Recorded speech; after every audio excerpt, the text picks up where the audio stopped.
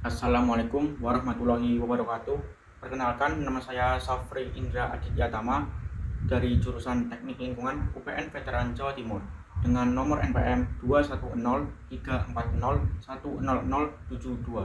Berdirinya saya di sini akan menjelaskan sebuah esai yang berjudul Pengendalian Tumpahan Minyak untuk Mewujudkan SDGs Ekosistem Lautan di tahun 2040. Pendahuluan. Perlu kita ketahui, minyak bumi memiliki banyak manfaat dalam kehidupan sehari-hari untuk menunjang aktivitas kita. Salah satu manfaat yang banyak digunakan oleh seluruh kalangan di dunia ini adalah plastik. Tanpa kita sadari, plastik yang banyak digunakan di berbagai jenis barang yang kita gunakan, ternyata bahan baku pembuatannya berasal dari minyak bumi. Di balik manfaatnya yang banyak umat manusia, terdapat lingkungan yang merasakan dampak buruk dari minyak bumi. Salah satu dampak yang timbul akibat minyak bumi adalah rusaknya ekosistem yang ada di lautan.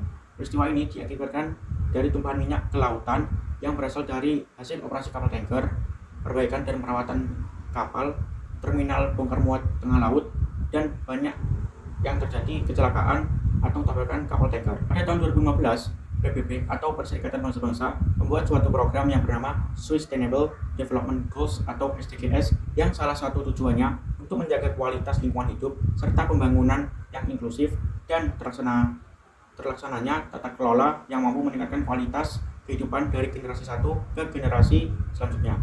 Terdapat 17 tujuan dalam program SDGs, namun pada esai kali ini kita berfokus ke ekosistem lautan yang merupakan salah satu program SDGs. Dengan permasalahan tumpahan minyak ke laut menjadikannya topik dalam esai kali ini. Kajian teori. Minyak bumi adalah hasil proses alami berupa hidrokarbon yang dalam kondisi tekanan dan temperatur atmosfer berupa fasa cair atau padat, termasuk aspal, mineral, dan bitumen yang diperoleh dari proses penambangan, tetapi tidak termasuk batu bara atau endapan hidrokarbon lain yang berbentuk padat, yang diperoleh dari kegiatan yang tidak berkaitan dengan kegiatan usaha minyak dan gas bumi. Pencemaran laut adalah maksudnya zat atau energi dari manusia ke lingkungan laut yang dapat membahayakan sumber daya kehidupan, kesehatan manusia, mengganggu kegiatan laut termasuk penangkapan ikan, penurunan kualitas air laut, dan pemanfaatan laut lainnya. Yang ketiga, tumpahan minyak atau oil spill adalah perilisan sebuah cairan hidrokarbon ke dalam lingkungan akibat kegiatan manusia dan merupakan suatu bentuk polusi. Istilah ini sering merujuk pada tumpahan minyak yang ada di laut, di mana minyak dilepaskan ke laut atau perairan pesisir. Tumpahan minyak dapat berasal dari kapal tanker, lepas pantai, pengeboran dan sumur, serta tumpahan produk minyak olahan seperti solar dan bensin. Metode penelitian. Metode yang digunakan adalah metode kualitatif, yaitu pengumpulan data-data yang bersumber pada jurnal, literatur, dan hasil penelitian tentang tumpahan minyak. Data yang sudah kita kumpulkan, kemudian kita analisis dengan memilah-milah data yang terkandung dalam literatur yang sudah didapatkan. Jika sudah, kemudian kita rancang dan gabung menjadi satu kesatuan. Pembahasan. Mencegah tumpahnya minyak ke lautan merupakan strategi terbaik untuk menghindari potensi kerusakan pada ekosistem laut. Perlunya perencanaan kontingensi dalam pendistribusian minyak sebelum terjadi tumpahan minyak ke lautan. Terdapat 4 perencanaan kontingensi dalam pengendalian tumpahan minyak. Yang pertama, perencanaan menggunakan identifikasi bahaya untuk mengembangkan penilaian risiko. Penilaian risiko kemudian digunakan sebagai dasar untuk merencanakan tindakan respons spesifik. Dengan identifikasi bahaya, kita dapat mengidentifikasi di mana minyak disimpan, koridor yang dilaluinya, dan industri yang menggunakan tumpahan minyak. Yang kedua, analisis kerentanan, termasuk dari rencana kontingensi yang memberikan informasi tentang sumber daya dan komunitas yang bisa dirugikan jika terjadi tumpahan minyak. Informasi ini membantu personel yang terlibat dalam membersihkan tumpahan minyak. Yang ketiga, penilaian risiko. Perencanaan kontingensi membandingkan bahaya dan kerentanan di lokasi tertentu untuk melihat jenis risiko. Rencana tersebut kemudian membahas masalah tentang cara yang terbaik untuk mengendalikan masalah tersebut. Yang keempat, tindakan respon. Dikembangkan untuk mengatasi risiko yang diidentifikasi dalam penilaian risiko. Rencana kontingensi yang dirancang dengan hati-hati akan menggambarkan tindakan besar yang perlu diambil ketika minyak tertumpah.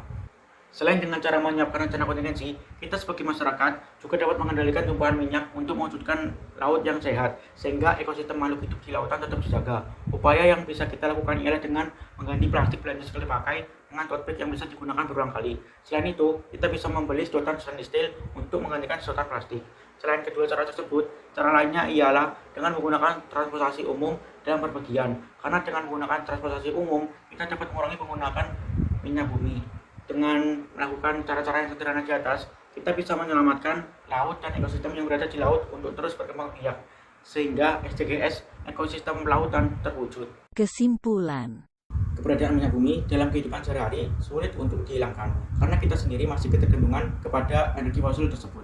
Terlebih lagi, jika kita tiba-tiba menghilangkan penggunaan minyak bumi, maka perlu adaptasi dan penyesuaian terhadap bahan energi yang baru. Jadi, cara yang paling tepat untuk mengendalikan tumbuhan minyak untuk mewujudkan SDGs ekosistem lautan di tahun 2040 adalah dengan merencanakan rencana kontingensi sebelum pendistribusian minyak maupun dalam kegiatan pengeborannya, dengan menerapkan hal-hal yang terdapat di atas.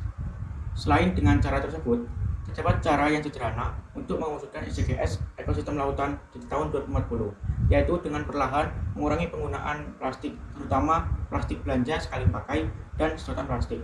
Kita bisa menggantinya dengan kantong belanja yang terbuat dari kain kanvas karena dapat kuat membawa barang belanjaan yang berat. Untuk sedotan plastik dapat digantikan dengan sedotan yang terbuat dari stainless steel karena dapat dicuci dan digunakan berulang kali.